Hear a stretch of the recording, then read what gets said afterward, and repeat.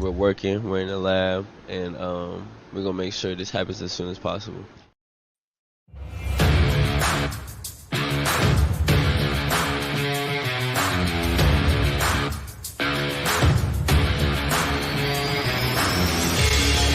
Welcome to an episode of the Sports Genes Into the Lab podcast, where sports analysts and experts dissect the latest news from the NBA and NFL, giving you a unique view on some of the hottest topics around your favorite teams. From the fresh field smells of the NFL to the hardwood courts of the NBA, and possibly your comfy couch for your fantasy football team. Let's see what kind of news the lab is working with today. Here's your host from the Sports Analytics headquarters in San Antonio, Texas, Ernest Silva.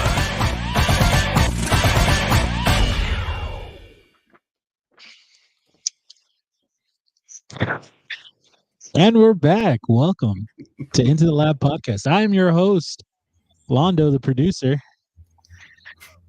Brought to you by the Sports Gene. Welcome on screen, everybody. Londo's wild card playoff intro is officially entered ITL. Thank you, Londo, for the enthusiasm. Welcome back to ITL's wild card coverage. Thanks, Londo, for that. Welcome, guys. It is time to talk football. We have a full group and more coming according to our group chat. So I'm excited to have a full group tonight.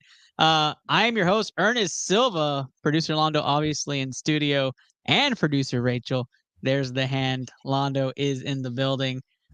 We are going to talk some wild card football action. We're going to start off with some top headlines, and they'll go right into what you're here for and talk about those matchups that are in the wild card weekend. Let's go around the room. The co-host of season 5. He's back at Hedgepod. Kenny Cotterill. What's up, brother? I'm not the co-host of this season. I've missed like the last 2 months, but I do appreciate the intro. Glad to be back. Let's chat some football, folks. Shout out Bill Belichick and Nick Saban, the two GOATs retiring. That's right. The GOATs have retired. Kenny Cotterill making his return. I'll still call you the co-host, Kenny. Don't worry. He's decked out in black and yellow, but don't say this. Don't sing the song to him. That's right. Just Luke on your screen. What's up, Ernest? Took a little hiatus, year-end corporate business. Super, super crazy. But now we're back, riding the Rudolph train. Here we go. I enjoy your fandom, Luke. Like, you are all in. You're dude, let's do it. Yeah. Now I'm rooting for the Steelers, just so you know. I mean, let's face it. He's Nick Foles, right? I mean, we're gonna win a Super Bowl now. So that's right. That's right. Rudolph is gonna lead you to the promised land. I'm all for it. He's been here most of the season and has been filling your heads with all sorts of Texan nonsense. That's Chris Borak. What's up, brother? Hey, what's up, everybody? Looking forward to talking some playoff football. That's right. Texans dancing and winning. Congratulations to the Texans being division winners. How you feeling, Borak? Playing with house money now. No one believed us when we said they were going to win the division. And you can go ahead and book it. The Jaguars are frauds. Yep. The F word is official. They are frauds. Big time frauds. A fraud! A big fraud! There you have it. There you have it. Chris Borak is back, calling out the F word. Appreciate you, Chris. We're going to have some fun. Now, I have a specific headline tonight just for this band, but from the Last Call podcast, I joined his show earlier this week. Chris Connor, what's going on, my man? Not much. Glad to be on the show. I'm calling it right now. If the Cowboys lose, I'm just saying it right now, Bill Belichick, Dallas Cowboys 2024 coach, it's going to be Ernie and the Hoodie podcast. I'm calling it right now. Ernest Silva, Bill Belichick, that's the interview we want. We just started the show, and we're already doing hot takes. Love it. On the intros. Save that energy. We're going to talk Bill Belichick right now, but backed by popular demand. And when I say popular demand, There were dozens in my DMs asking for him to return and talk dog pound. That's right. Coach Peanut, former captain of the BCMG Stream Team, making his return to ITL. My man, the myth, the legend. Coach Peanut, what's up, my man? Hey, thanks for having me back. It's been a hectic past year, moving to Florida, moving back. So I'm glad to be here, settled down, so we can talk some football, talk some Browns playoffs, which I never get to do. But yeah, I'm excited to be back. And I'm going to top his prediction and say that Jim Harbaugh is going to the Patriots. Jim Harbaugh to the Patriots would be nuts. Yeah. So you don't think he stays in college football? No. We're not going to talk Jim Harbaugh, but that's a hot take. We're just going off right now. It's my wild card prediction since we're on wild card weekend. Here we go. All right, we have a full group here tonight, and it's just going to get a lot more fun. Andrew Consutton on the way to talk wild card picks. He let the group know just a moment ago, so we're going to have a full cast, and we're going to jump right into it. Round number one is Let's Talk Football, and today's headline starts off with what Chris Connor wants to talk about, which is Bill Belichick and Nick Saban saying goodbye to their dynastic runs in New England and at Alabama. We'll start with you, Chris Connor. You wanted the topic. You wanted to launch things off. What are your takes on the legends saying goodbye to football? You could see it coming with Nick Saban. I mean, it's gotten, I think, tiring for him, having to deal with the transfer portal, the NILs. He's not a fan of either, just like Dabo Sweeney. I think for him, it was like, all right, I don't need to worry about, is my quarterback feuding with my incoming freshman because the freshman's making $1 million? Do I have to worry about my left tackle leaving because Auburn or Clemson or Duke or Texas A&M are poaching them for $500,000 in a sponsorship with Jimmy John's? Like, I think for him, it was just, I'm done. I'm retired. Bill Belichick got fired. That's what it is. It's like, when you and the girlfriend break up and say, oh, it was a mutual decision. You're like, no, she was crazy. He was an a-hole. But you don't want to, have drama. That's what this was. It was Bill making sure he got the money. Bob Kraft making sure that people don't boo him because, hey, you let go of Brady and, Belichick. That's what it is. It's a firing, but everybody's being nice so that they can all move on and not have to, nobody looks like the bad guy, even though there is a bad guy. And once again, Bill Belichick is going to go out and find some other owner who's desperate and go, okay, I'll give you control and cash. Bill Belichick's basically the angry, I guess, person in the relationship, or is that the Patriots? That's the Patriots. And Bill Belichick is a girl who basically, or a guy who screwed with everybody else, basically burned down a house, but is still getting out of a jail and keeping all the money as we speak. Well, there you have it. Bill Belichick is just the feisty one that left the relationship. Kudos to Bill Belichick in his career. Trying to aim for most winningest coach, so I fully expect him back somewhere else. Let's go around the room. Where do we think Bill Belichick ends up? Chris Connor, since you're leading the discussion, you can start us off. Where's Bill Belichick coaching next year? I'd say, but the odds-on favorite is with Atlanta. Arthur Blank is desperate. Terry Fontenot and Joe Collier have worked with them, so he has a team sort of ready. Dark horse is Cowboys. I mean, if they flame out in the playoffs, Jerry Jones and Bill Belichick are friends. It's a team that's, ready to win. And remember, Jerry Jones is 82 years old, 81. He wants one more Super Bowl. I think he would look and go, okay, if McCarthy screws us up, Bill will take it home. Bill will take it home, and Ernest Silva will get to interview Bill Belichick in your lovely way, and he'll go, we're on to Philadelphia, Ernie. Even though you'll ask him, hey, what about that 4th and 2 call? We're on to Philadelphia. Oh my gosh. Love the hot takes early. That's what we're here for. Dale Sorensen, former streamer as well. Happy New Year to everyone. Appreciate you. Raul Mendez, old friend of the show. Let's go Texans. That's right. Let's go Texans.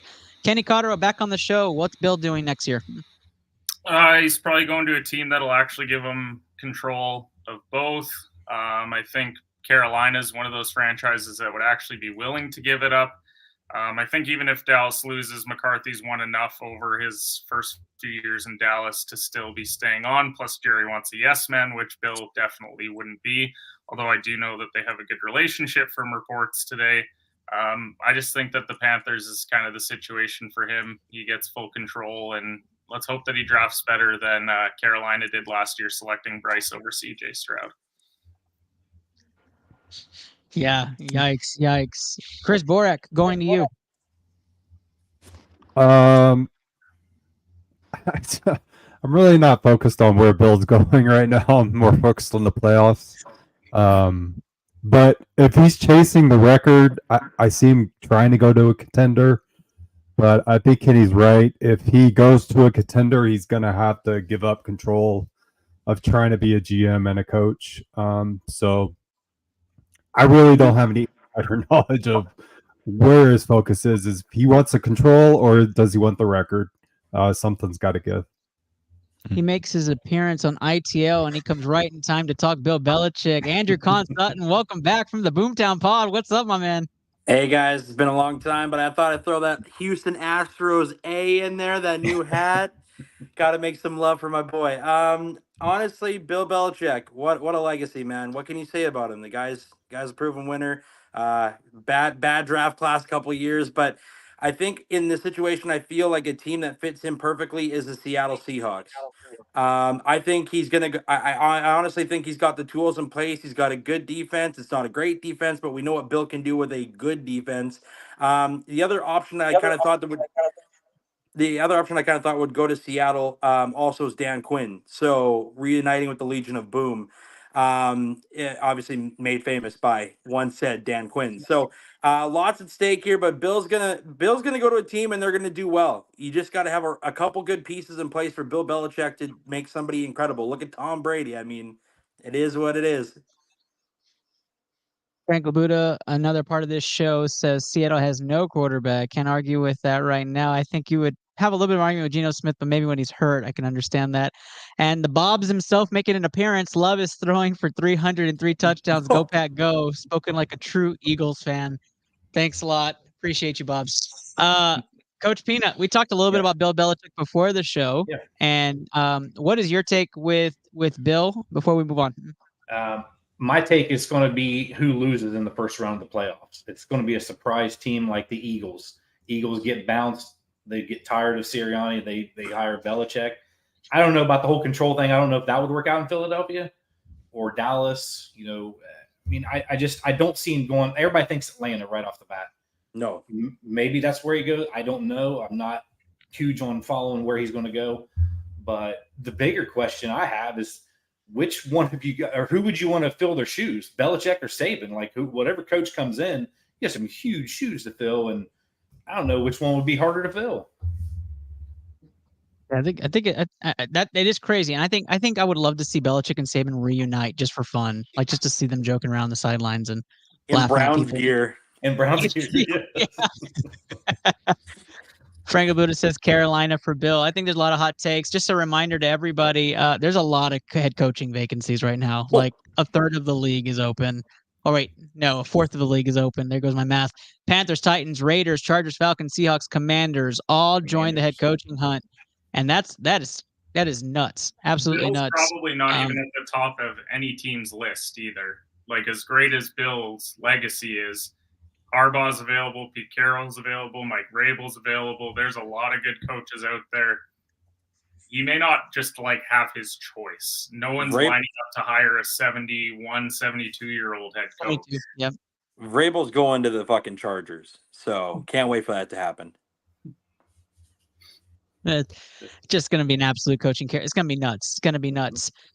We are going to go right into picks now. That's what we're here for. We're here to talk matchups. We're here to talk what this weekend's going to be all about. Your teams are playing. You're listening today to find out those hits. We did hit the parlay last week, so congratulations to those who wrote it. That's what you're here for, is to make your money. Let's talk picks. We start off with Houston right after this short interlude.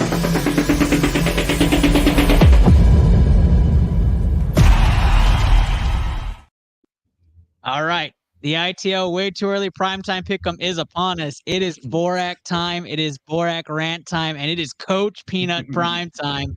Here we go. Saturday early game. The Houston Texans host the Cleveland Browns, both looking to advance to the divisional round. It's a fun, exciting first round game. Early game Saturday. You're the home team, Chris Borak. Talk to us about the Texans in this matchup. that our first mute of the night? That's our first mute of the night. First That's mute of the night. Producers are going wild right now. They've been waiting. So wave your fingers in. That's a fret. Londo's trying to reach in. He was excited. They were trying to say the over-under on mutes is 2.5. So we're at 1 there. It's been a while since we had mutes. So 2.5. Let's start it off. Chris Borak, Houston Texans. Sorry, I fell asleep during the Belichick segment. CJ Stroud is back. I mean, what a revelation. This kid goes on the road in a must-win game in Indianapolis and just plays lights out. He didn't play the last time the Browns played the Texans. I think you're going to see a different game. I think you're going to see a different defense. John Greenard is healthy. Will Anderson is healthy. Both are back at practice, but they're getting Noah Brown back, which is going to be huge. Robert Woods is going to be back, which is going to be big for the offense. They'll have more options in the passing game. And they're playing at home, which I think is big for them. You're going to see an excited crowd, but I mean, CJ Stroud is just unbelievable. The year that he's put up, just so thankful to have him on the Texans. And all the character concerns that the Panthers had with him, I think we could throw those out the window. And you might as well just fire every coach and scout for the Carolina Panthers that does their drafting for them. I think they did. But did they already? Good. But yeah, I'm interested to hear what Coach Peanut's got to say. I know that the Browns are down 2 tackles. Oh, they're and their center's hurt. Oh my gosh. Denzel Ward got hurt yesterday. Yeah. Yep. Denzel Ward knee injury popped up yesterday. So let's hear, Coach. And thanks to Luke for injuring Nick Chubb earlier in the year too. I got to throw that out there too. So, but you're welcome for Deshaun Watson going down. Well, yeah, thank you for that anyway. So, yeah, I mean, everybody knows the story of Joe Flacco. Come off the couch, he's 4-1, thrown for 1 million yards already. He beat Houston. Like he said, CJ Stroud wasn't there. So it will be a completely different game because Stroud scares the shit out of me. But I will say I'm happy with having the #1 overall defense in the league going up against a rookie and a rookie coach. That kind of gives me some, hope. And Flacco has 7 road playoff wins in his history. He's tied with Brady for #1 all time. He's tied with Brett Favre with the most wild card wins of all time. So he's definitely he's got a Super Bowl ring. So I'm not worried about Flacco. I'm just worried about our depth. We have so many injuries, which everybody at this time of the year has injuries, but the Browns have so many people hurt. They can't run the ball, which Texans are great against the run anyway. So that scares me. Just some funny facts about Flacco I wrote down because I wasn't a huge Flacco fan because I've hated him for so long. But, he has more playoff wins than Drew Brees. Didn't know that. He has a better winning percentage in the playoffs than Peyton Manning. He has more touchdowns in his career in the playoffs than Troy Aikman. Better quarterback rating than Steve Young. More yards per attempt than Tom Brady in his career. Fewer interceptions than Aaron Rodgers, which is a good thing to have. Wow. But no, I mean, it all comes down to me what Houston team shows up. Because you have Houston to beat the Bengals with Joe Burrow. They beat the Jaguars. They beat the Bucks. The Jags aren't playoff teams anymore. But then you had them lose to the Panthers. Panthers, that was their first win of the year. You had them lose to the Falcons. They gave up 30 points to the Jets in a loss. Made Zach Wilson look like the MVP of the league that game. He went through for 300 and something. I didn't write it down. But the biggest thing to me is Alex Van Pelt today picked his playoff winners, and he picked Houston. He's 0-4. It may be funny to you, mother. But yeah, so I mean, it's going to be a very close game. It's going to come down to the end. Sadly, we don't have our good kicker, so I'm really worried. So that's all I got. All right, you heard from Houston, you heard from Cleveland. Let's go around the room. Let's talk picks here. We'll start off. We'll leave the 2 analysts last because we know kind of where they're leaning, obviously. But let's go around the room. Kenny Cotterill, how do you see this game? I think that the Texans are going to win this game. I actually think that it hurts Flacco, the fact that he didn't play last week, because when, it's the whole coming off the couch thing, and I don't know how long that can truly last, and then you're going to throw him out of rhythm into this game. I actually think that if the Texans want to win, though, it's not going to be because of Stroud. I think they got to get that run game going, because that's kind of the way that you're going to beat Cleveland if you can against the number one defense in the league. But I think the Texans figure out a way to win. I know that the story of Joe Flacco is going to be in the AFC Championship against his old team. That's been the big thing with the AFC ever since the bracket came out. But I just think that the Texans are not as hobbled. They're at home. I'll take them to win out right here with Stroud at QB. Houston money line is the first pick on ITL's primetime pick. Just Luke, you're up next. Well, everybody in the world is giving Houston a 0% chance of winning this game. So, I'm obviously going to pick Houston. I'm not going to pick interdivision. Come on. But no, I think the big thing is going to be the screen game for the Houston Texans. They've got to be able to get the ball out quick, fast, and in a hurry. And that hopefully ends up bringing the running game along in the playoffs with them. That's the only thing that really scares me is the run game, obviously. But if they can get the short, quick screens going with Nico Collins, and obviously you're not, Tank was out for the year, right? He's done. Yeah, He's yeah, done. he's done. But He's done. you get some of the other pieces back. I mean, I don't think it's going to be a high scoring game. I'm going to take the Texans. 41-38. I think I think it will be. I think like 21, like 21-14. Like, I don't know. It's not going to be high. I know that, but I'm going to take the Texans. We got two Texans picks. We're cooking with grease right now. Andrew Consutton. I'm rolling with Cleveland. I think Myles Garrett's been a problem all year, and he's going to continue to be a problem on a rookie quarterback. There's one thing you can guarantee: Myles Garrett's going for at least 2 to 3 sacks in the playoffs, because the last time they were in the playoffs, he had 7. So this guy's a beast, man, and it's truly incredible. I think more so the story, not just Joe coming off the couch. It's the fact that the chemistry that he's built so quickly with Njoku. I think tight end advantage right off the get-go. Njoku looks like a top 3 tight end in the NFL since Joe Flacco has come into his world. And rightfully so, Njoku's a beast. It just needed the right guy to find him. Amari Cooper. Let's not sleep on how good Amari Cooper can be. A 256-yard game, I just think the more that I look at this, I love Nico Collins, I love CJ Stroud, and I love what they've been able to do with Devin Singletary.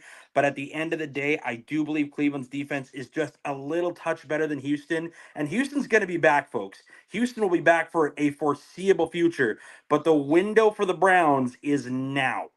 Give me the window for the now team. I'm going to go with the Cleveland Browns.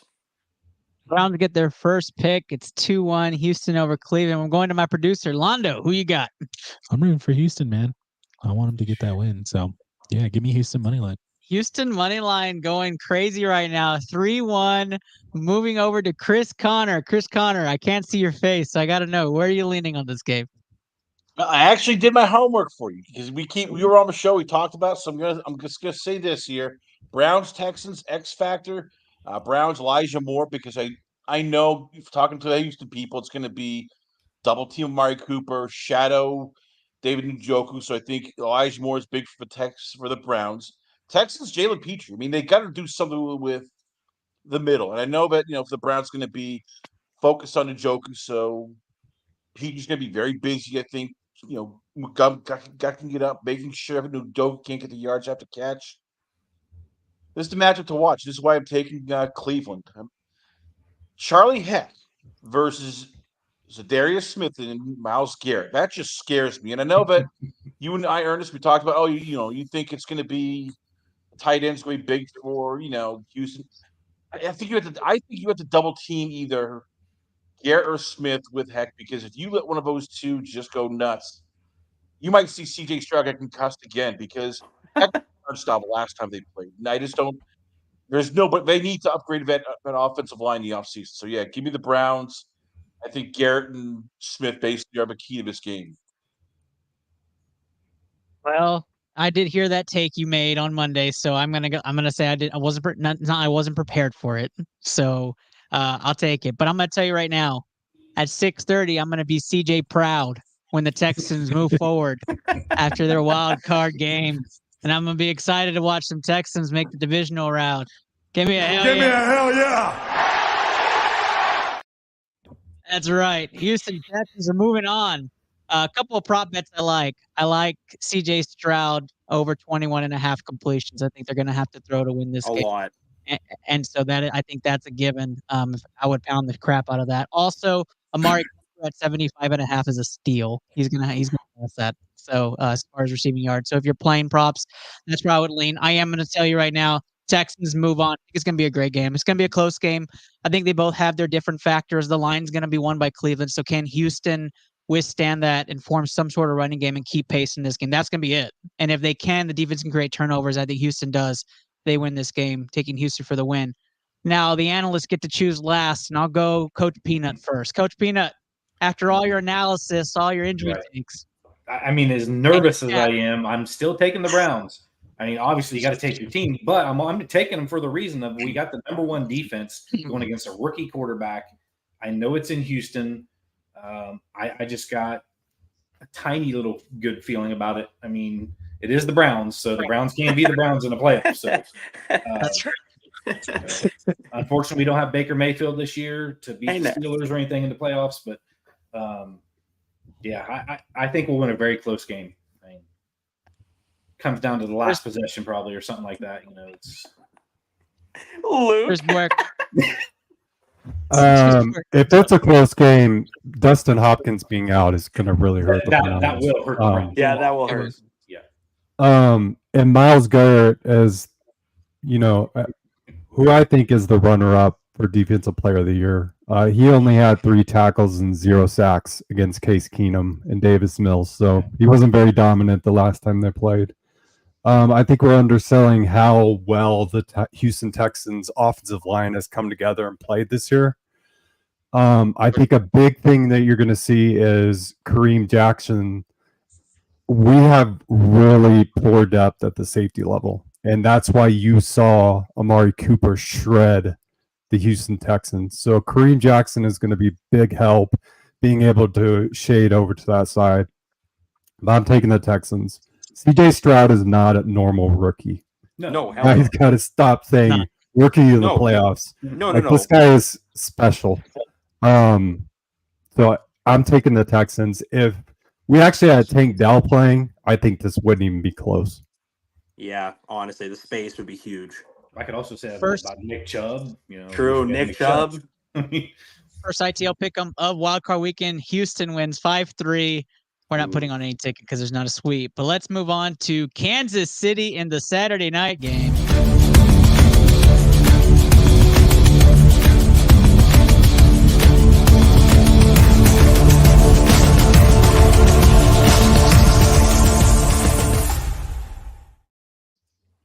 All right, the Saturday night game, Kansas City. We couldn't write a better story script for this one. Tyreek Hill and the Miami Dolphins go to Chiefs Kingdom. Kansas City 4.5-point favorites in this game. Andrew Sutton with the Chiefs call. What do you got in this game? You know, the one thing I've heard all year is Mahomes still Mahomes. Well, guess what? Patrick in the playoffs is literally the basically top echelon of quarterbacks that you want going into the playoffs. Is Travis Kelce healthy? No, but they need him to play his best.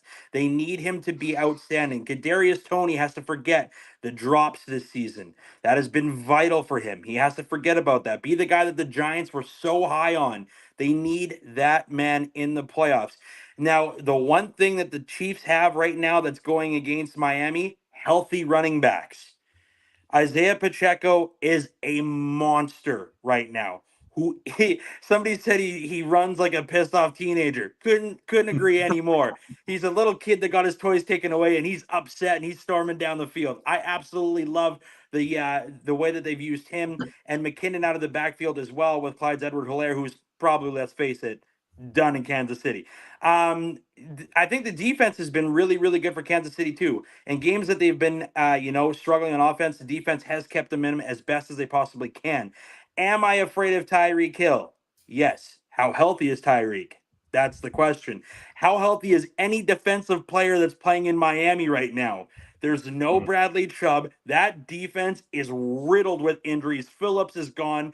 I just think this is one of those games where Patrick Mahomes goes, "You're a weak secondary. I'm going to abuse you. Here we go. Here's a little sleeper pick for you. I'm guaranteeing at least a touchdown out of him. For all the boo birds he's heard all year, MVS will have a huge, significant role in this offense against that Miami secondary."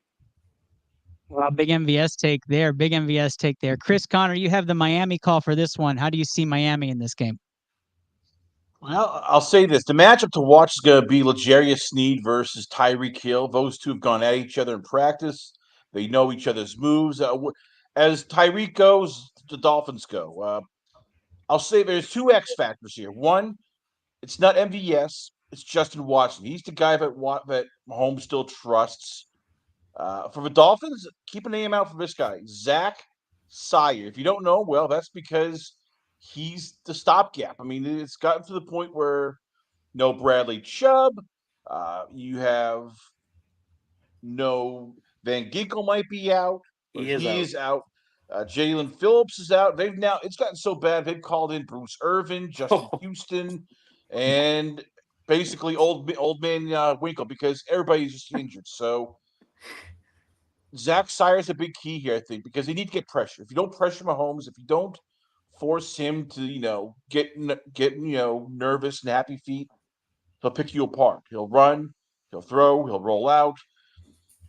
The big factor here is going to be what I've heard: 7 degrees, snowing.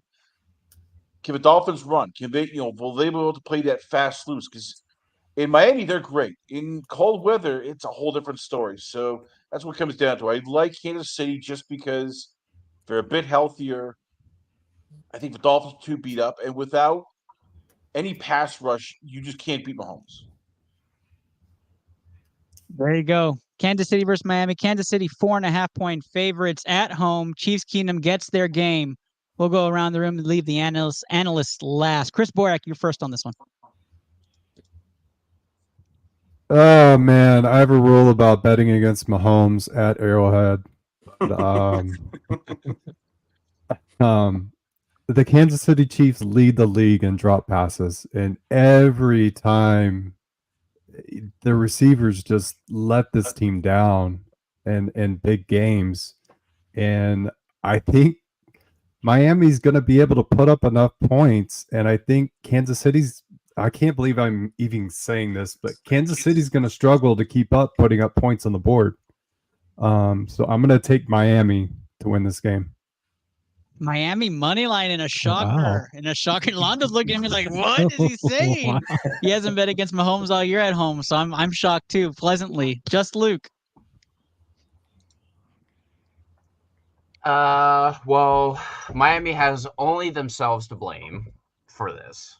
Okay, you put yourself in this situation. Okay, you choked the rest of the AFC East away. All right, so now you have to go on the road to Kansas City in the middle of a blizzard right now. Facts. Or you could have been in nice, cozy Miami for the first round. But hey, beggars can't be choosers, right?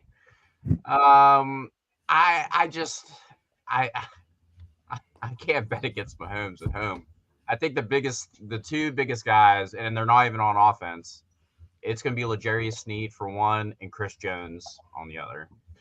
Those two guys are going to be absolutely huge against Spags' defense. I think they can do enough to slow down Tyreek Hill, along with the weather.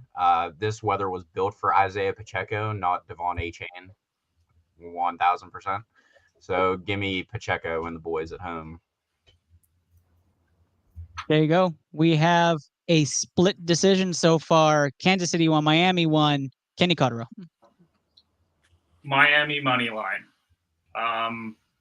We are giving far too much credit to Kansas City because it's Kansas City. This is not the same team that they've been in years past. They're calling for very cold conditions, very windy conditions as well.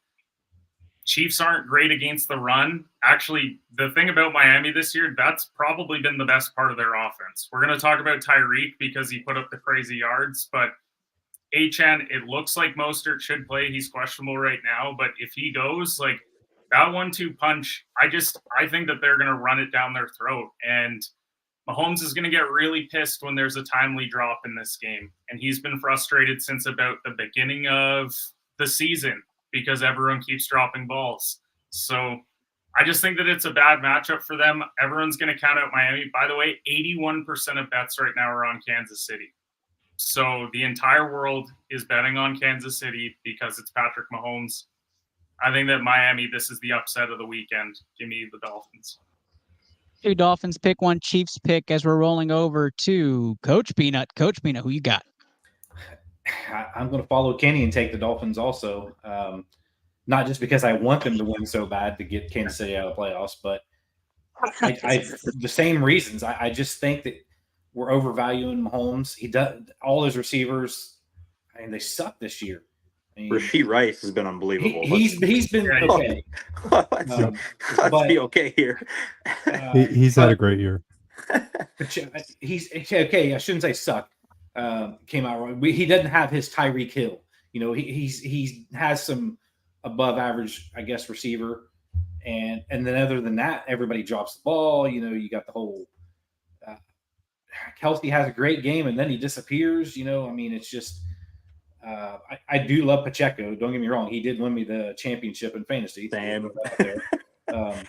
But I think the Dolphins are going to surprise everybody and win. You guys know the Chiefs didn't have a 1,000-yard receiver this year. Yeah, it's crazy. It's nuts. Kelsey Yeah, didn't. because everybody drops the ball. They Still both had had 900, so like I'm not going to act like they weren't close. Still had 10 wins. That's, I think Rasheed Rice took a big step forward, though. oh yeah, like he's become the only guy that he can count on.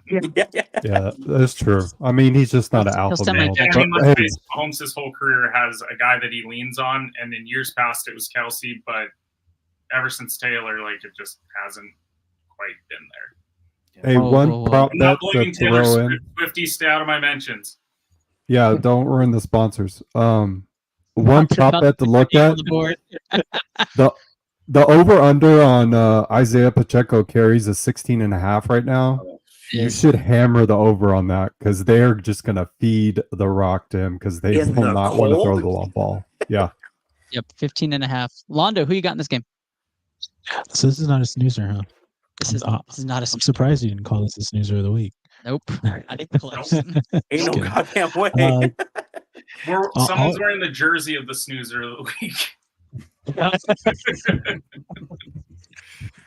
No, give me KC, man. I think they're gonna take it. I don't doubt Patrick Mahomes, so I think KC money line. I'm gonna give you the points, Londo, because you sounded so confident with that. Appreciate that. I stole my Pacheco take. I think the Pacheco rushing attempts is absolutely nuts. It's going to be 20 way up. plus. It's gonna be like 23 and 105 or something with the weather. I also like the Tua line of 1.5 touchdowns, like over. I think he throws a couple of small ones, dink and dunk to the tight end, if not one big one to Tyreek to start the game, something CJ Proud like. But I am taking Miami and the points. I'm taking Miami plus 4.5 for something crazy to happen in Kansas City and they win by a field goal. I'll hedge the bet there and say Miami plus 4.5. But I do like Miami in this game, especially Mostert is back. This is more of a Mostert run game in this type of weather than it is for A-Chain. But give me both and give me a high-powered offense to overtake Kansas City. I don't think Kansas City's that good. I thought if they had a road game, it would be absolutely terrible for them anytime in the playoffs. It would just look bad. Another line I do like, and maybe most people are not too swift about it, is Travis Kelce 58.5 receiving yards. In the cold, Travis Kelce has averaged 8 catches for 72 yards. I am okay with that. Anything under 50 degrees. I think that is a good bet you can make to put in a prop builder. I would probably play the over on that on 58.5 personally. I think he would. It's the playoffs. Who else is he going to throw to? Slick, Ernest. Think you're slick. I did, and nobody really caught it, so I'm just going to keep going with it. I'm gonna roll with it. As long as you own it. Go ahead, Chris. I want to jump in here quickly. Miami's record right now when they're playing winning teams, 1-5, and they average 18 points. I mean, I get there's high-powered offense, but it's like, all right, yeah, you beat the Jets by 30. You're beating Washington, putting up 45. The Patriots 31, Giants 31, Carolina 42. Yeah, Denver 70. Then you look, Chiefs beat them back all the way in a decent weather back in Germany, 21-14. We saw the Buffalo twice held them to under 20 points. The Dallas held them to under 23 points, and the Ravens under 20 points. This is a team that's I think you guys are crazy. I think this is a Mahomes / Kansas City defense that they know how to handle this Dolphins. And the Dolphins are very beat up. It's an offensive line that's had trouble up the middle. And more importantly, they do not play well in the cold. They do not play well when it's not a fast, up and tempo game. So to me, this is going to be Chiefs by 7 because I don't think the Dolphins. That defense is so beat up. They're throwing guys in there who haven't even played for 3 weeks because they're desperate. What I love is that not everybody agrees on the take because we're like all over the spectrum on this game. This could go any way. Andrew Conn-Sutton with the last 30-second take.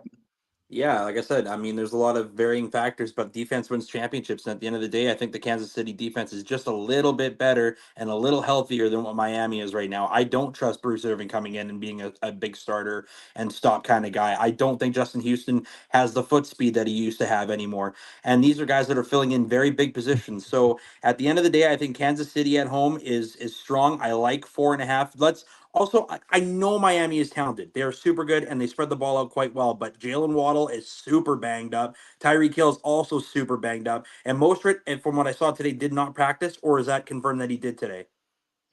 He didn't practice. He's still questionable. Yeah, I got to roll Kansas City at home, just based on that alone. Here we go. So we are very split on this panel. Looks like we had 1, 2, 3, 4 Miami picks and 4 Kansas City picks. So we're absolutely split. So this is right down the middle. Not one we'd favor to bet, but I would probably pound the under. What's the total right now for this game? 43.5. Under in this weather? I would probably go under. I would wait till game time to see what the weather truly pans out to be, but I would definitely go under on a cold weather day. This takes us to a fun one, which we're going to talk about next. Sunday's games and slates are actually pretty fun, but let's start it off with a doozy.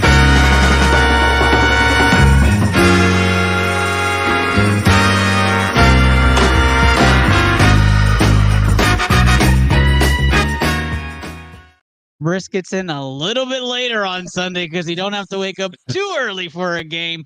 But for those that are watching Buffalo and Pittsburgh, put the Joe Flacco sitting on the sidelines falling asleep on that one right there.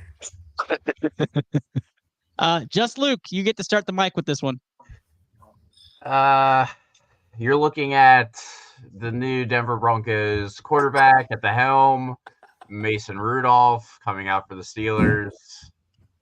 Gotta love that for us. TJ getting hurt in a game that I did not care about. Perfect. Love that. Congratulations to Mike Tomlin. You continue to still not have a winning losing record. Thank Jeebus for that. Because I thought the standard was Super Bowls and Lombardis, but apparently it's just make sure we don't lose. So that's good. Yeah, this game is going to be ugly. And the only reason I say that is, one, Buffalo is supposed to get like 12 inches of snow. So there's that. Probably there already. It's horrible. So that's good. 2, the Steelers linebackers cannot handle Dalton Kincaid. I mean, cannot. That's a huge issue. They haven't been able to stop the run this year against any team, really. So James Cook will probably cook. So that's tough. It's just not looking good for the old boys in black and gold right now. I'll give them a puncher's chance. But I think Buffalo, this is going to be a very low scoring game. I don't know where 9.5 came from. That's horrendous. I think it's probably like 17-10, 17-7, something like it's going to be ugly. And don't be surprised if Gabe Davis decides to come off the milk jug for a while and has a game, because that doesn't surprise me. Well, he didn't practice today, so yeah. Yeah, I'll take the Buffalo side of this game just to have some fun with it. God, what Josh, a gentleman you are. yes, thank you. Josh Allen, probably gonna do what we all think he's gonna do for the first half of this game. As you can see, the more you fuck around, the more you're gonna find out. I actually like Pittsburgh first quarter. Like, I think Pittsburgh jumps out to a lead in this game. Randomly, they're wearing their snow cleats and they're just gonna go out there and bound the ball down the field and go up 3-0. And Josh Allen throws an interception. That's the end of the first quarter. Like, that's gonna be 3-0 Pittsburgh, and then all Buffalo 17-3, something like that, right? And so, I think Josh Allen in the beginning will fuck around and find out. Like, he's going to throw the ball around and they'll run with James Cook a little bit. They'll make it look real good and then separate themselves in the second half and really kind of not make it a game, right? That's when everybody can start prepping for the next game. So I do like Buffalo in this game. I love, just as much as I love the running backs and prop building the last game, this is the game I'm prop building. Like, they're all at 15.5 like carries. I pound the running backs. Like, James Cook's going to clear 20. Najee Harris may clear 20. Like, it's going to be a nasty game in the cold and in the snow. So, like, if you could combine them and, like, stack your running backs and say combine 32.5 carries all together or 35, like, go do it. Go put your money on it. That's why I would build that out. And so that's I didn't say my pick, so I guess I just ruined it. But I'll wait to get to the end to say mine. But it's obviously Buffalo, so I'm going Buffalo minus 9.5 in this game. And I guess I'm not going to save it. Kenny Cotterill, since you look like you're fun, why don't you pick who's winning this game? So I don't think that it's like a foregone conclusion that Buffalo's going to win, but it's not going to be because Pittsburgh's going to like do anything offensively to win this game. Like, I could realistically see them kicking like 4 field goals. It's just whether Josh Allen doesn't throw 3 picks. Because Steelers were plus 12 in turnover differential this year. They were top 5 in the league in that. Granted, one of the biggest reasons for that is because the defensive player of the year is not playing in this game. Otherwise, I think we see a much different line on this game. Najee, though, since Matt Canada left, like, he's been pretty good for them. I would agree with Ernest where I think they're going to keep it close. I just don't have faith that they're even going to score a touchdown. So it's very tough for me to then go and pick an upset when I just don't have faith in that. So I would say that Pittsburgh probably covers. Like, we're going into the fourth quarter. It's like 14-9. Bullshit. Field goal. And then they kick a field goal, and then they just don't have enough offensively to win it. So, I mean, we're looking at 35.5 as well for the over-under, so they don't have faith that Pittsburgh's going to score a touchdown. But there was a game a couple years ago that the Bills played in horrendous conditions, and it was against the Patriots, and they lost that game because they tried to have Josh Allen win the game. And I don't think, like, he doesn't need to throw it to win the game. He could realistically, that's why I wouldn't bet James Cook rushing attempts. I think he's just going to rush the ball a ton. He's going to get frustrated. He's going to call his own number. He'll probably have, like, I'd look at his rushing attempts. He's probably going to rush it 10, 12 times easily in this 8.5. 8.5 right now. Oh, I hit the over. 8.5 right now. He'll probably rush 10 for 55 yards. And I mean, Buffalo should win. If they don't, then Sean McDermott might be on the hot seat if they don't win this game.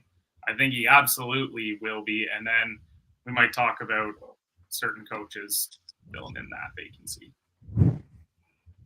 Next week, probably freaking. All right. So just kidding. Chris Borak, who you got? No TJ Watt. Kenny actually stole my take. I think Josh Allen's just going to run the ball. He's coming off of 2 games where he ran the ball 15 and 11 times. So I think it's a great call. I think Josh Allen's just going to keep the ball on the ground to limit his turnovers. Because if it turns into Josh Allen throwing the ball, that's when trouble is going to start to happen. He's going to start turning the ball over. And I just don't see how Pittsburgh's going to put up points. And TJ Watt is probably their best offensive player and creating points for them. So having the defensive player out for this game really, really sucks. But I'm taking Bills money line. 3 Buffalo picks in on this. Andrew Consutton.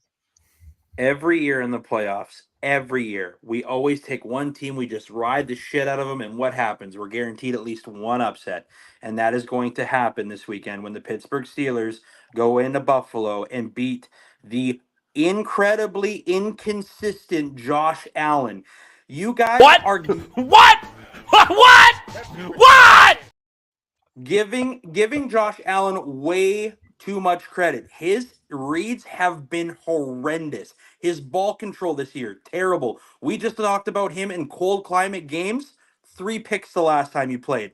This Pittsburgh defense, even though they're without TJ Watt, is still very good. And all of a sudden, since Matt Canada has been gone, Deontay Johnson looks like a number 1 wide receiver. George Pickens with a 195-yard and 2 touchdown game not too long ago. They have weapons. Najee Harris is all the way back, thank goodness. And Warren is a little pit bull out there. Not only do you have to factor in that, I honestly think that the offense has started to click a little bit for the Steelers. And going into the playoffs, you got to ride that. And I'm going to go with the Pittsburgh Steelers as the upset. And every weekend, every year, first round, we're always guaranteed that upset. And this is the one. That's fair. Andrew's taking Pittsburgh. I didn't know if it was going to happen or not. So we got a Pittsburgh take on here. Chris Connor. I'm going to start off my little analysis because I actually did a lot of work for you, Ernest, because I know you want me to bring the heat. So there we go. You guys to watch out for each team. Steelers, Nick Herbig. He's unfortunately filling in for TJ Watt. Hopefully he can do a decent job and at least threaten Buffalo's Josh Allen. Gabe Davis is going to be the big key because if you're the Steelers, Micah Fitzpatrick is going to be the one who's going to be probably going after Dalton Kincaid all day long. Somebody to stop him from going nuts. They're going to rotate coverage over Stephon Diggs. So if Davis is healthy, it's time for him to show up and go, okay, I am a true number 2 wide receiver. I'm going Pittsburgh. The Buffalo Bills scared the crap out of me. Let's look back here.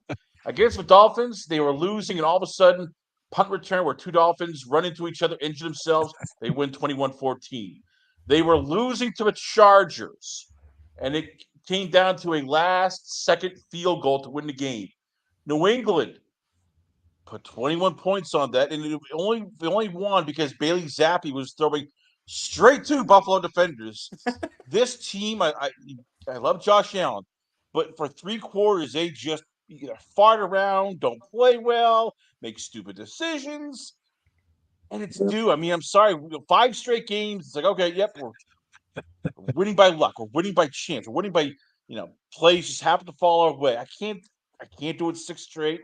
This feels like that Jets game or that game against even New England the first time where they just do stupid things and it finally bites them in the ass. Because Pittsburgh, I think they're pissed. They're just tired of everybody saying, "Oh, you're okay.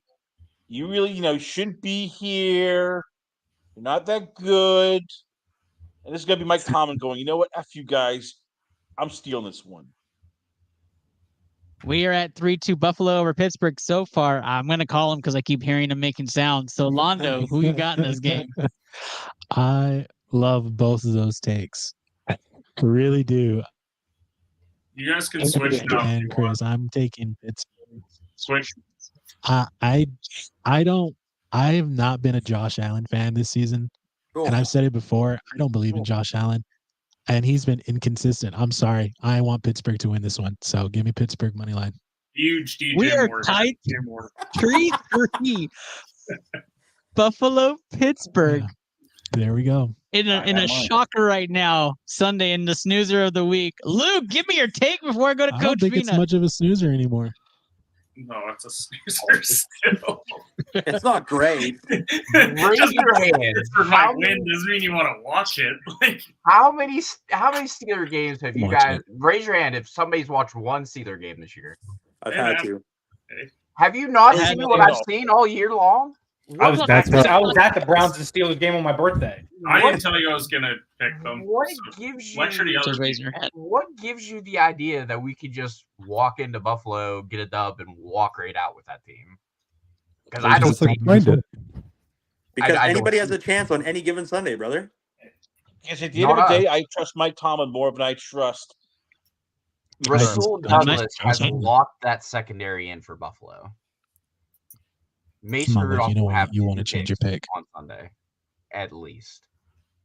And I'm going to take the Bills at home. Oh my god, the Steelers fan takes the Bills. That's awesome. Smart. The twist on this segment is amazing right now. I've watched them for 17 weeks, guys. Like I know what I've seen. I know you see what you see, but we've also seen the Bills. Like I've seen what I've seen there. 2 Steelers players are running Yeah. into each other during a punt return, or all of a sudden, like The Steelers George can't Pickens stop the drop run, something right in Chris. his lap. You can't Stop the Hold run. on. you can't take Hold on, guys. everybody's worst game and worst play of the season, and that defines a team. Like I hear that over and over and over last again. 5 games, it's been like everything has gone well. This is like rolling, betting, betting blackjack, hitting on 19 5 straight times. Go, oh, it's a great idea. No, you're just getting lucky. The Bills have been a lot of luck the last 5 games. Eventually, You don't think the Steelers have luck? Eventually, They beat the McDermott's Cowboys. going to do You something don't think the stupid. Steelers have luck, Chris Connor? I do think they've had, it's not like this luck where the I think Bills they're like gonna have better luck. 5 straight games where everything's gone right. Other teams do stupid We're things. on our 3rd quarterback, Chris. So we have Ernest, Mason your Bills, Rudolph throwing passes for us. And it's not an upgrade. He's doing better than Kenny Pickett. Just saying. But it's not an upgrade like going from Watson to Flacco. Like, it's not an upgrade, though, guys. Like, they've had Okay, just hold as much on. luck. We have had 7 picks. I need to make sure we don't finish 4-4 here. Coach Pina, who is your pick for this game? Buffalo. Before I make my pick, I would like to ask any Browns fan to turn off your headphones. Oh my gosh, I no. need to make sure they don't see that I'm a Browns fan. But I'm picking the Steelers. As Oh much as it my pains me. God. As much as it pains me. I just have that feeling that, What? Bro, what are you talking about, man? What? I'm just What? telling you, that you watch and see. I mean, the Steelers picked again. The fan here picked against them. I'm picking for him. It's just going to be a crazy weekend. And this is the Hey, upset. Londo, can you clip that for me for No, next week? don't. I need this for my records. It's clipped. It's done. It's done. I just want to point out, Zach Wilson beat the Buffalo Bills. If Thank Zach you. Wilson can beat him, We just Mason Rudolph split can beat him. on -9.5. Yeah, that's crazy.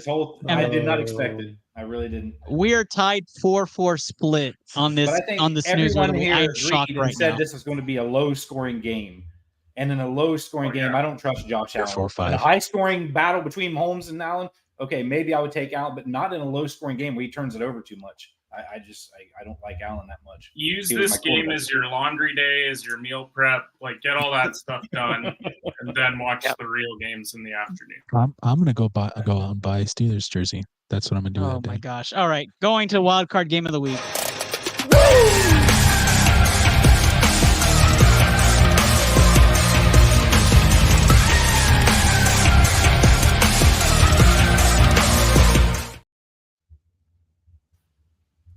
I'm picking Pittsburgh. Rachel's telling me her tiebreaker pick is Pittsburgh right now, and I don't know what to say anymore. I don't know what to say anymore. And not to mention Reg from the old guys. Absolutely, you've got to be kidding me saying the Steelers will beat the Bills in Buffalo. Stop. Like, Orlando's going off over Let's here. go. It's like Steel City in here. I'm not even sure what's happening. Dallas Cowboys 7-point favorites in wild card game of the week time slot versus the Green Bay Packers. Dallas 7-point favorites at home. Kenny Cotterill representing the Cowboys. Dre Rogers not here, would be representing the Packers. So volunteer of the week is Andrew Consutton for the Packers. Here we go. Kenny, talk to us about Dallas. You know what? I'll take Green Bay because I'm usually not the Cowboys fan that goes all in. So I'll Okay, tell we'll you swap it why then. there's a real possibility that we could lose this game. So Dallas's weakness in their defense is the run game. Aaron Jones has been running the ball very effectively over the last little bit. That's not to say that the second half of the season, Jordan Love didn't play like a top 5 quarterback in the league. He was very impressive for them to even get to this playoff spot. Now, obviously we're talking about Cowboys being at home. They play significantly better at home. It's why they had to get the 2 seed. You don't want them to ever go on the road because then they can just put up the fuck around and find out graphic as to what Dallas is like on the road. But I think realistically, if Green Bay controls the clock and runs the ball effectively with Aaron Jones and you really limit Dallas being on the field, then I think they have a great shot in this game. And I mean, this is a terrible day to do a show because it was 9 years ago today that Des Bryant didn't catch that ball. And so I hate talking about Dallas today. It just put me in a really bad mood. Probably why I started talking about Green Bay. Big game for my household. I mean, wife's a Packers fan. Like, think about that. Oof. Brother-in-law's Packers fan, sister's Packers fan. Hey, blink twice if you're danger, Kenny. There's a lot on the line. Mostly my sleeping arrangements, and it's really cold right now, so I really don't want to sleep outside. I would definitely die. But I do think that there's always a shot with Dallas. Like we can't be naive and think that if this was any of the other big juggernauts, like favorites this year, we'd be saying they're going to win for sure.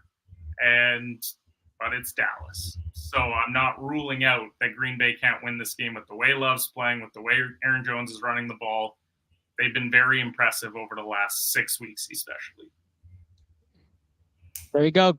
Andrew Sutton, give us a Dallas take. All great takes by Kenny, because if I was going to go that route with Green Bay, I was probably going to say the exact same things. Anything can happen against this Dallas defense. It's been weird. It's been honestly a tale of 2 seasons. At the start of the season, he had some inconsistency issues, and all of a sudden, midway through, that defense looked unbelievable. I mean, they put up how many points fantasy-wise each week? It seemed like it was 20-plus every time. But my at the end of the day, I just don't see how Green Bay can contain CeeDee Lamb and Dak. This combination is the scariest in the league right now. I mean, those two are disgusting. They're on their own planet. And then, the one thing I've really started to notice is that Brandon Cooks just gets sprinkled in there with those goal line fade out touchdowns in the end zone. And they're just beautiful balls. Like, I don't know if you guys watched the last game. I know it was kind of a meaningless game against, well, not really meaningless against Commanders, but that ball that Dak gave to him into back-to-back weeks now, actually 3 straight games Brandon Cook has had a touchdown. They've started to implement him as a good complementary guy. But my biggest X factor in this game is Michael Gallup. Where have you been? Announcers have been asking for you. Are they going to include him in the offense? Well, I think there's a really good chance that he has a 50-yard plus kind of game. I wouldn't even be surprised if they try to find him in the end zone. I just think Green Bay is going to have a really tough time trying to defend so many weapons, especially when many of their weapons on the offensive side are hurt. A.J. Dillon, he's probably not playing in this game, so you're going to have to rely on Aaron Jones a ton. Christian Watson has been questionable all week. Jalen Reed is battling some serious chest injuries. Like, I don't know if you guys have seen his reports week after week after week, but that boy is battling. And I just think the Dallas Cowboys at home right now, the record speaks for itself. So I think Dallas -7 is very fair, and that is my pick. Nice. There we go. All right, let's run it around the room. Londo, who you got? Yeah, give me Dallas. Wow, shocker. Oh, the cover. Londo's going big here. Dallas -7, the first pick. Chris Borak. I'm taking Cowboys money line. I do think this is a game where the Cowboys can just do cowboy things. It's wild, man. We're fans. We get it. They just disappear sometimes in the playoffs. Like, it absolutely makes no sense, but I think this is a game they should handle. I mean, they are really good at beating up on average teams at home. So I'm taking Cowboys money line. Connor. Well, I'll say this. It's the matchup to watch for this game is going to be Carrington Valentine, either Gallup or Brandon Cooks. That's what the Cowboys do. They find it their weakest cornerback, and they'll go, okay, we're going to destroy you. He's been up and down. If he doesn't do something, then this could get ugly. Packers also, Luke Musgrave has to make a big step up, or else Jordan Love's going to be in trouble trying to find time downfield to get to his receivers. Cowboys, your buddy Osa Uzugua, they got to stop the run. If they stop the run, you can stop the Packers. Give me the Cowboys, though. I think at home they're much different. I like Jordan Love, but I think he's still this is a team that's still sort of halfway in, halfway out. There's not enough talent, I think, to threaten the Cowboys. There we go. We're all Dallas Cowboys so far on this panel. Kenny Cotterill, just to get your pick. I'll be honest. This is the most nervous I've ever been for a Cowboy game in my life. Fact. It's not just like, look, we play the Packers all the time in the playoffs.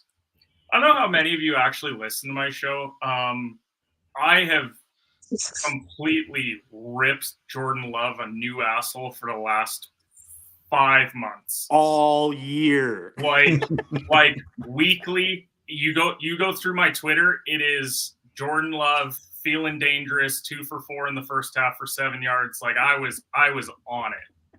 And now he's turned it on.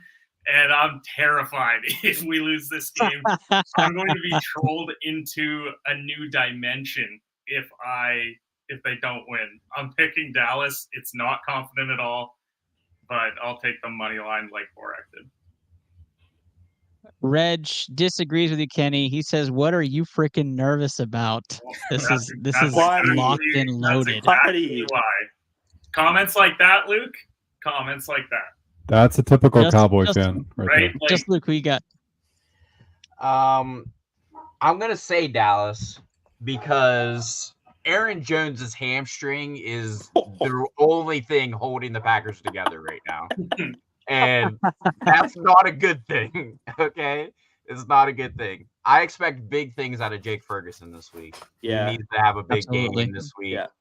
But it doesn't don't put it past me that Mike McCarthy's gonna fuck around. Okay, he will. That first quarter, dude, just wait.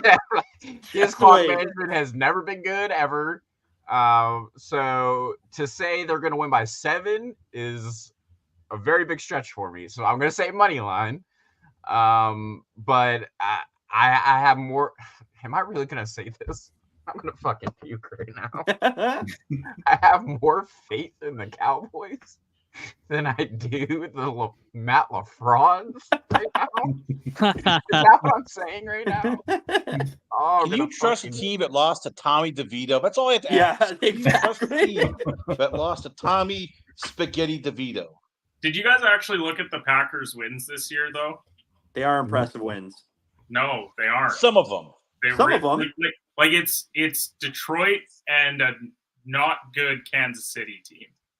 But outside of that, like they're beating the Falcons in their own division. You're beating the Bears, the Vikings. Like it's not a great. What are you talking about? The Bears are a playoff team according to Londo. Yeah. They just got eliminated. Yeah, they just got eliminated. Yeah. Have we ruled out that they've been eliminated? I think they still have a chance. Yeah. They could have been the 8 seed. It's bullshit. They could have been the 8 seed. Yeah. Londo thought that there was a play-in game. That's what it was. He thought it was the play-in NBA. game. He thought 9-10. That's what it is. Man. They were so close. I will say this. I'm taking Dallas money line. It's a shocker. Jake Ferguson over 64 yards is plus 177 all day on my prop builder. Like I put that in so many props. Yeah, over 64 yards plus 177. But I just did that so I didn't have to choose the Packers because now this is absolute a possible guarantee pick. Dallas money line, Coach Peanut. Who do you have in this game? I know if I like. Sorry to ruin the money line, or I mean the guaranteed pick. So yeah, I'm taking the Packers. Thank you, Peanut. I cannot bet on the Cowboys ever in the playoffs. Good news. And only because I heard Cowboys are going to do Cowboy things, and that's choke in the playoffs. So I mean, it's just like the Browns. I mean, I just can't. It saves us because that would have been a huge jinx to have. I know, really. Yeah. Didn't want that. PSG guarantee. What, you didn't want like us that. all to go and bet on Cowboys money line at minus 450? It's for one Damn it! title I could have pick of put the down whole- $100 the whole to show. win $17. What a missed opportunity that is. Darn it. All right, guys, let's go to Sunday Night Football. The Detroit Lions, 3-point favorites against the Los Angeles Rams, in which it was almost like a wife swap. Right? Quarterbacks are gone, and they visiting each other at this point with their new families. So let's start this one off. The Detroit Lions come into this game with a lot of questions, but hyped up. Right? They're back in the playoffs. They have home field advantage. They get to host their former boo in Matthew Stafford. The Lions' run game did not miss a beat this year. Jahmyr Gibbs has been fantastic, as well as David Montgomery. Jared Goff has pulsed this offense in difficult times. They've had some struggles. They ran through their what we call the gauntlet of the year, and they didn't do too well. And then they lost one in Dallas. They really needed to gain the second overall seed, although people would blame the refs. And so Detroit now faces a Rams team who's been phenomenal. And so I'll let Kenny Cotterell or whoever wants to take the Rams take on this. I don't want the Rams. I want the Lions. Start it. I love the Rams right now. So I mean, I'll Let's start go, it. Andrew. Oh, okay, no, Luke. no, Go ahead, Luke. Yeah. Let's go. I mean, I'm going back to what Andrew said in the first set of these. There's an upset every year that we're picking. This is my upset. This one right here. This is where I'm going to stand on this hill for my boy Matt Stafford. Texas quarterback product. into Detroit, put him to bed. All right. Put him back to bed. All right. I love what Puka Nakua is doing. They're great in the run game. Aaron Donald still plays football? And he's good. He's still good. And he's not bad at it. Still I'll pretty tell you good. that. Okay. He's pretty good. All right. I have no qualms about taking the Rams this weekend. Luke came out and just said it. He's taking Rams money line on this game. Let's go around the room and hear about Andrew. You're next. You seemed hyped. And I'm walking right over to Luke's corner. We're watching this game. We're cheering on Matt Stafford and them goddamn Rams because I'll tell you this. The Detroit Lions, their run defense is great, but Kyren Williams is something else this year, man. This kid is a talent. All right. Raise your hands if you had Kyren Williams being a top 5 running back in the NFL this year. Put him down because you didn't for sure. Cam Akers, 1000%. Cam Akers 1000% was scheduled to be the man in LA, right? We all pegged him to be the number 1 running back. Henderson maybe number 2, and then there's that Kyren Williams kid. This kid's special, man. And the fact that Cooper Kupp has now had 2 weeks of rest to go into the playoffs, that's scary because he's coming in healthy, and that Stafford combination with him and Nakua. Oh, and sometimes that guy Tyler Higbee is pretty damn good when he needs to be in the end zone as well. He's a bully. He's not a great tight end. He's just a bully. I think Matt Stafford goes home. He's gonna give him one of these and say thank you so much for everything, and giving me nothing after Megatron left and blaming me for everything. Toodles, have fun. Here's this on your way out. Yep. See you later. Motherfucker. We got 2 Rams picks to start things off. I'm just gonna ride the wave at this point. I'm going Los Angeles Rams money line in this game, and I'm not gonna be shocked if they make a run. So there's also a prop bet in this game that I didn't like. want them in the first round. That I like playoff wise, and it's the Rams receivers leading the playoff teams in receiving yards. Puka Nakua is at plus 2,500 and Cooper Kupp is at plus 5,000. So if you think the Rams are going to make a run and they're going to feature their best wideout, that's some good money if you really want to put some money on it. Drop a 20, drop a 40, that's straight cash. So if you think the Rams might make the NFC Championship, make a run out of it, then I would go look at that prop bet. That's my prop. That was my big prop of the night. Taking Rams money line as well. I like them in this game. I think they match up well. They'll stuff the run. Make Jared Goff have to throw on you, and he tends to make more mistakes with pass attempts. So I'm going to go Rams in this game. I think they match up well. Kenny Cotterell. Give me Lions money line and spread. Everyone and their mom is on the Rams because it's Stafford going home.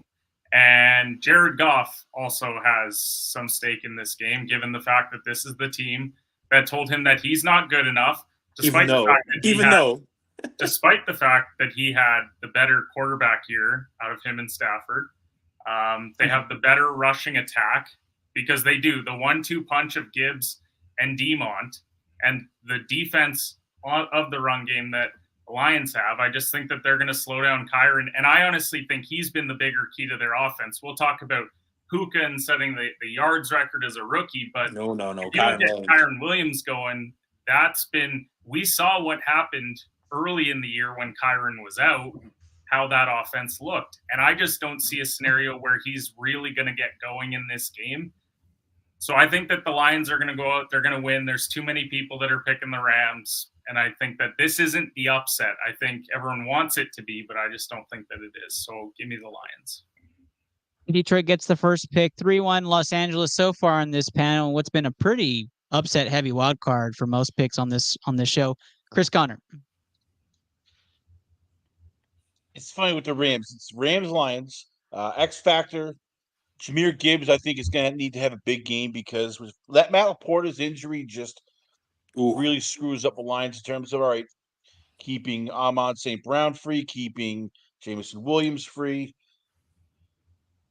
This is for the Rams. It's Mike Hulk, and if you don't know him, well, he was an undrafted free agent.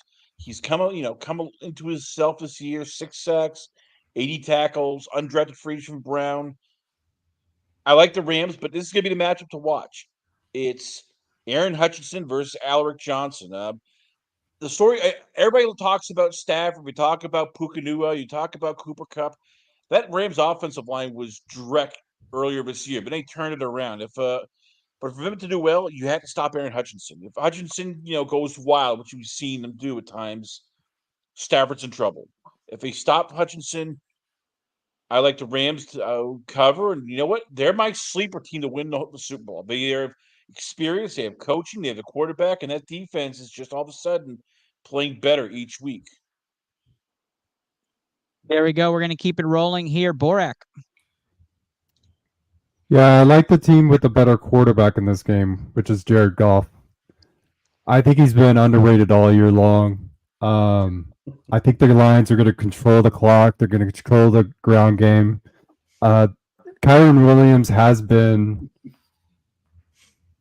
absolutely incredible this year. And I'm one of the few people that actually drafted him in fantasy football and talked him up preseason. Ernest can attest to that. Waiver claim for me. But I think we're also leaving out the best receiver in this game, which is Amon-Ra St. Brown. Pro Bowl snub. Absolutely ridiculous. I think Aiden Hutchinson is going to get loose. I don't think they're going to be able to handle him on that Rams offensive line. And I just don't see what you guys are seeing. I don't think the Rams are going to be able to stay on the field. I think Gibbs and Montgomery are going to have a big game. And you can book David Montgomery for a touchdown in this game. Oh, yeah. Absolutely. Londo. I was going to go with Detroit, but you know what? Give me the Lambs. Give me the Lambs. Give me the Rams. That's a hedge. the Oh my God! A mountain so high. That's my bad. Look at all them lambs. Londo obviously fell asleep counting lambs. So he's taking the Rams in this game. Coach Peanut, write us home on this one. I meant what I said, the Lambs. Yeah, this is going to be a very tough game to pick. I mean, Detroit's going to have that place rocking when they get in there. First playoff game ever in that stadium. I mean, it's going to be crazy. I can see the Lions getting off to a big lead, Rams coming back, but I think the Lions pull it out right at the end. I do. I think. They have been a weird team at the end of games. Like somehow they just always consistently they be getting blown out, and all of a sudden you're like, oh shit, they're only down by 6. Yeah, like they do that a ton. They do that a ton. Resilient. This takes us to our final game of the night, and I know for all of you watching, for those that have watched this whole thing, even an hour and 18 minutes into this, we appreciate the hell out of you. For those listening, I know you streamed through picks and tried to hear your best analyst. Got it. We're here. It's Monday Night Football, which I think is maybe the first or second time that we do this in playoffs, but we're Monday Night Football wild card.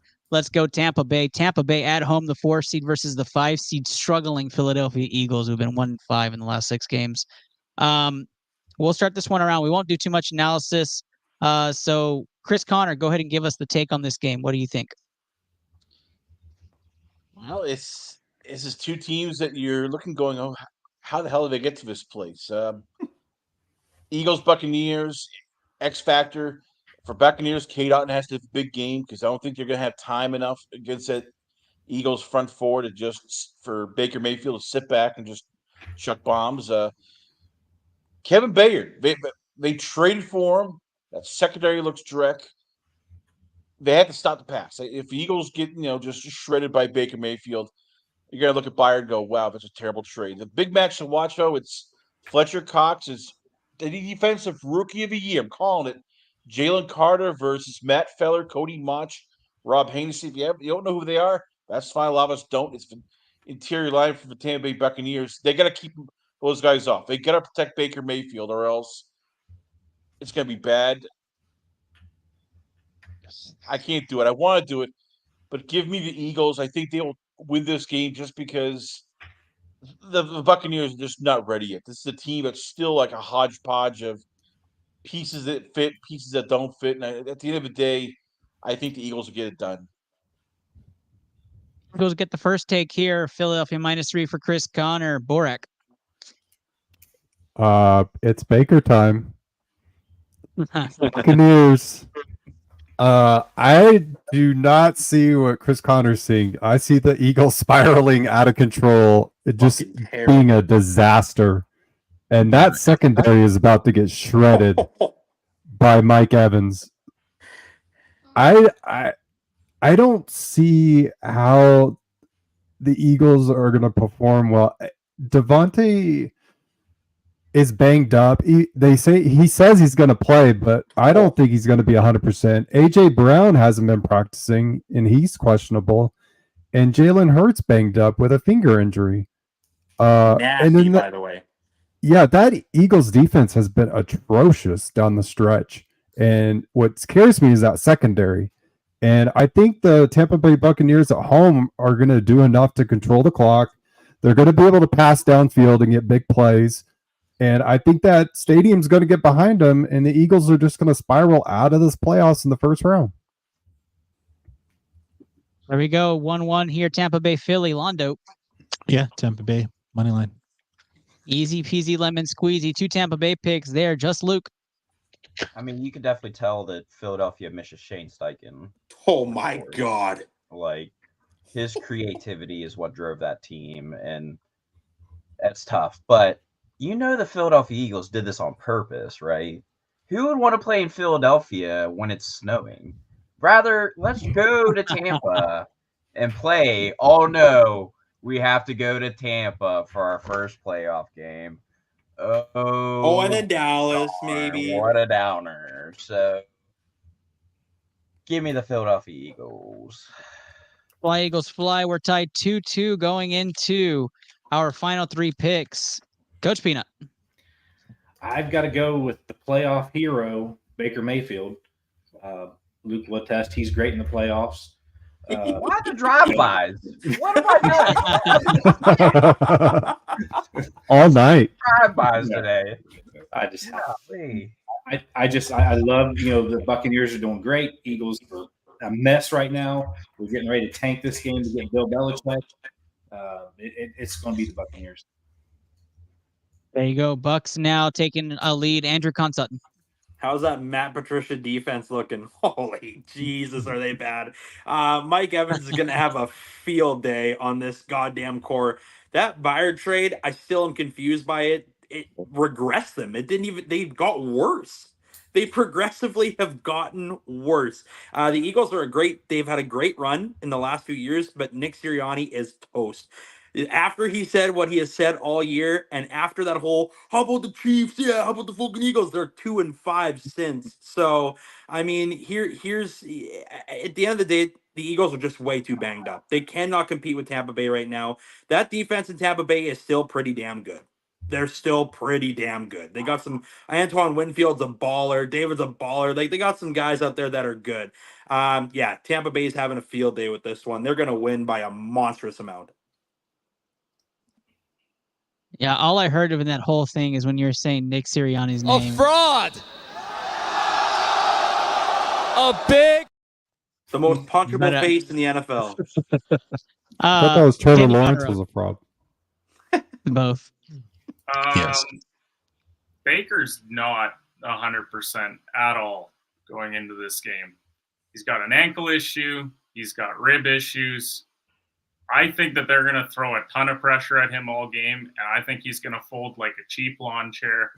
I don't even think that Philly is going to need to score a ton in this game. And quite frankly, I don't think that they will because the offense hasn't looked great. Sounds like the A.J. Brown thing, it's pretty minor. Like, it's more so the Devontae Smith, like, how healthy is he? I mean, I've seen some nasty fingers in my day, and, like, Jalen Hurts, my God, was that disgusting. So gross, dude. But I think even if Marcus Mariota finds the field in this game, they're still going to find a way to win. Like, we dogged on the NFC South all year long for being terrible. I don't know why that suddenly changes because Philly hasn't looked great the last 6 weeks. I still think that they're the more talented team. And I think that they're going to win this game. I'm not going to even take them to cover in this game. I think it's going to be like 21-19. Like, it's not going to be pretty. But I think that Philly comes in with more experience, taking on a hobbled quarterback on the other side, and that they're going to run into some issues. So as much as it pains me, I'll take the Eagles because it's fuck Philly. Here's the script. I've read the script, guys, and you thought you had all the scripts by now. This is the final script. What happened to that script? Less than 40 seconds, Tampa Bay has the ball down by 4 on the 2-yard line, and they have to do the Philadelphia tush push to get in the end zone. And Baker Mayfield guarantees Philly's looking for a new head coach with the tush push to end the game. What a story. Boom. That's how we end Monday Night Football. That's it right there. Tampa Bay wins this game, taking Tampa Bay money line personally. And I do like that. Matter of fact, on top of that, you win your prop bet that I'm giving you right now. Baker Mayfield, anytime touchdown, plus 700 for this game. What? I'll take it on a quarterback sneak. That's right. Hobbled Baker? Mm-hmm. Is Mike Evans going to pick him up and throw him over the pile? Now, if you want to do Mike Evans 2 touchdowns plus 1,400, I'm all about that too. I mean, I like that. I would even play that. I'm good, actually. I'm good. Like, I don't need that. Appreciate the advice. That's tonight's episode. If you're hanging around, you spent an hour and a half with us knuckleheads, and we appreciate the hell out of you. I love having a whole panel. I love having all y'all here. Thank you guys. ITL is way too early. NFL Pick'em Wildcard Edition is officially over. Let's do our sign-offs. Tell the people where they can find you. Let's start off around the room. We'll start off with our huge guest. That's right, Coach Peanut. Where can the people find you? You can find me anywhere on all social media with Coach Peanut. We're getting ready to get right back into our shows weekly. So I hope to see you all there. I'll keep everybody posted on our Facebook page on what time and what shows we're going to be doing again. Wonderful, Coach. Are you still streaming? Can people still find you streaming? Yeah, we're getting ready to it's on Twitch under Coach Peanut. You can easily find it there. So it'll be back starting next week. Awesome stuff, Coach Peanut. Thank you so much for coming back. And if Cleveland somehow pulls off a miracle by winning, you got to come back. I'll be here next week. Yep, I'll be back next week. You can come back anytime, but especially if Cleveland wins. Yes. All right. He showed up late, but he ain't going to be the first one now. That's Andrew Consutton with the Boomtown Pod. What's up, brother? Talk to the people. You betcha. You guys can find me at the Boomtown Pod on all socials. Of course, Instagram, Facebook, Twitter, you name it. We're there. X, I guess, is what we're calling it now. Hey, we've been a little quiet the last couple weeks just because right around this time in combat sports, it's pretty damn quiet, but things are starting to pick up and progress. And then I also just want to give any of the viewers that might be in the Saskatchewan area or, that are streaming us right now, April 13th, we're going to be at the Canadian Brew House in Saskatoon for an official Boomtown Pod launch party. Our friends FKN, our beer sponsor, they're going to be there as well as Rest When Dead Clothing, our other sponsor. We have got, I think, like 40 giveaways during this thing. So if you're in the Saskatoon area, do not miss it. We're going to be your official host for UFC 300. It's going to be a blast. So really looking forward to that, Ernest. That's some good stuff, Andrew. And I'm so glad to have you back as well, man. It's always good to feel the family back together. He won't take the title, but I'll mention him again. Kenny Conroe back in action here on ITL. It's good to have you back too, brother. Tell people where they can find your content daily. I mean, I'm not a special guest or a monster guest, as Ernest said, but I am a guest here. I too was on a bit of a hiatus, but I'm not a big guest. Shooter Shoot Basketball Podcast. I guess I kind of do that. I haven't really done competitive hedge in like 6 weeks, but I do put out betting picks that win because I don't put out Baker Mayfield anytime touchdown at plus 700. But yeah, on a bit of a heater right now with college basketball. Thank you for having me on, Ernest, and go Steelers, I guess. I mean, it wasn't the hottest take of the night, but it was pretty crazy. Kenny, it's always great to have you on this show, and the people do know who is a major guest, and that is absolutely you. Guys, thanks so much. That just means the world to me. No problem. No problem. Everybody, Londo in the house as well. Londo, thanks for being here. Tell people where they can find you. You can find me on Twitter at Londo4292. I don't have anything on there. So all right, follow you then. Point to follow. You need the hand, but for the hand. Follow me. I don't post anything. I'm probably gonna put a Buzz Lightyear on there. Follow me at the hand. Follow me at the hand. That's remember on Twitter when it used to just be the egg was the profile picture? Londo got rid of the egg. He doesn't even have that. Sure. Go ahead. Come on, Benny. It's the only thing he did with his Twitter. He got rid of the egg. Oh my gosh, Chris Connor, tell the people where they can find you. DJ Moore is a top 5 wide receiver. You can check me out. It's lastcallpodcast.com. On Twitter, it's Last Call Chris C. I'm also on Facebook. And tomorrow, big news. We're dropping a podcast interview with the NFL draft mogul himself. That's right. John Vogel's going to be talking with us about the Hula Bowl, what scouts are looking for, and including what teams are doing now that we have all these bowl games and what they're trying to do to find out who the next sleeper prospect is. Don't miss it. And once again, Ernest, always a pleasure coming on this show. Of course, and we just pulled an episode this past Monday, and I think you released it yesterday, right? So Yes, check out the Texans and you brought Cowboys the heater. analysis. Of course, as always, I'm saying it once again, if the Cowboys lose, Bill Belichick to the Cowboys, Ernie and the hoodie. That's a podcast the fans demand. Keep bringing it up. I hope it happens. Ernie the hoodie. What a pod.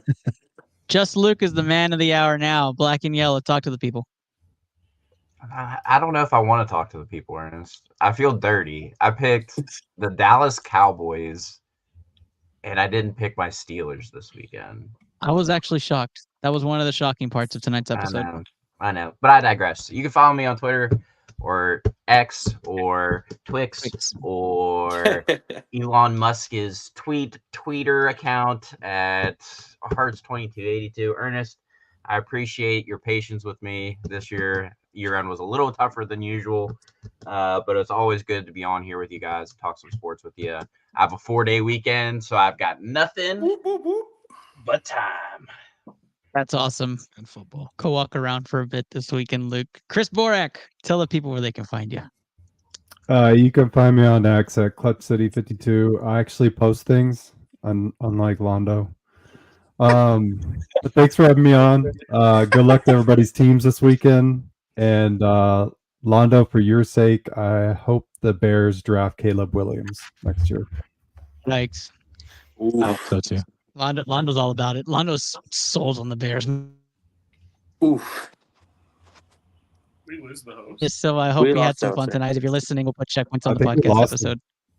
No, he back. He back. We lost audio. Oh, okay. Oh, you can hear me now? We can hear you now. The whole outro. It's great to. That's exactly how this episode went. Thank you, guys. I'm your host, Ernest Silva. Hope you guys enjoyed tonight's episode. We'll put checkpoints on the podcast, and good luck to all your teams. And good luck to all your bets. And Kenny, that was an amazing tweet to end the night. Thank you for that.